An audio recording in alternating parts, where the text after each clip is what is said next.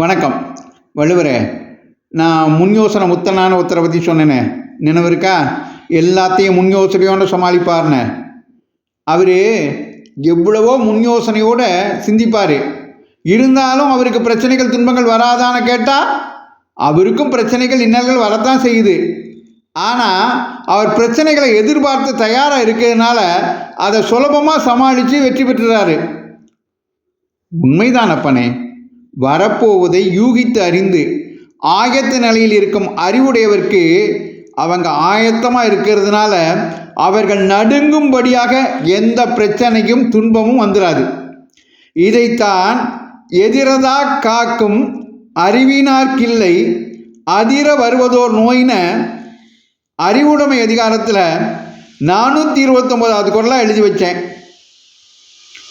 ஆகா, துன்பங்களை பிரச்சனைகளை சுலபமாக எதிர்கொள்ள 7 சீர்களில் எளிமையாக வழிகாட்டிட்டீங்க வள்ளுவரே. எதிரதா காக்கும் அறிவினார்க்கில்லை அதிர வருவதோர் நோய்.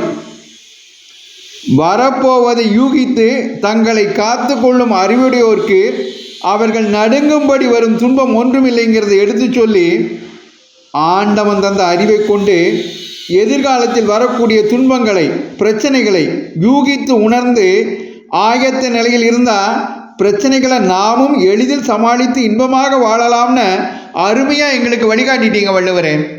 நன்றி வள்ளுவரே. இந்த பதிவு உங்களுக்கு பிடித்திருந்தால் மற்றவர்களுக்கும் பகிருங்கள். தொடர்ந்து திருக்குறள் தெளிவோம் பகுதியை கேட்க பாரதமணி திருநாடு சேனலை பின்தொடருங்கள். நன்றி, வணக்கம், ஜெய் ஹிந்த்.